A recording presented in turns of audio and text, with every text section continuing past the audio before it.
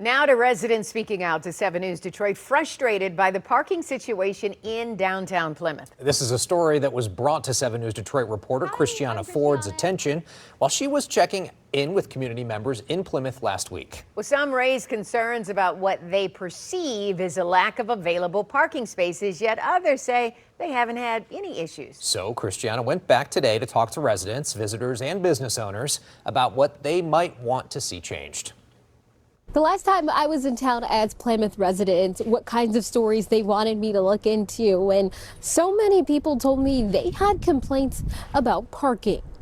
I love downtown Plymouth, but finding a parking place can be very challenging. It's a conversation we've heard again and again on the streets of Plymouth from residents and visitors alike. It gets very crowded on the weekends.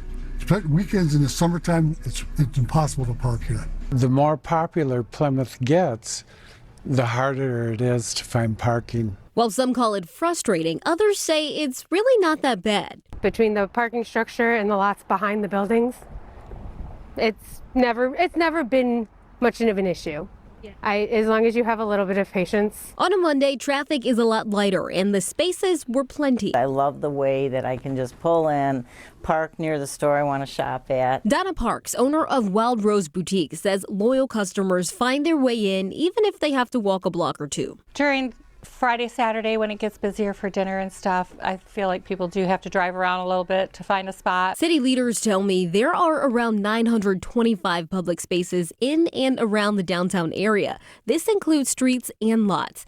But some say they'd like to see more. They could use a little parking structure. Out of 54 potential one-year task items tied to the city's 5-year strategic plan, 2 focus on parking. One would review current parking policy, and the other would explore possible public-private partnerships. What that could look like is still up in the air. I would prefer it remain free and where it's at than them start charging for parking anywhere. Parking structure is everything. If people are expecting to park in it and they suddenly get down here and it's not open, that's a deterrent. They might just pull away and decide not to shop. Either way, it's sure to continue being a topic of conversation, and the city will begin discussing its 2026 plans during a commission meeting on Tuesday.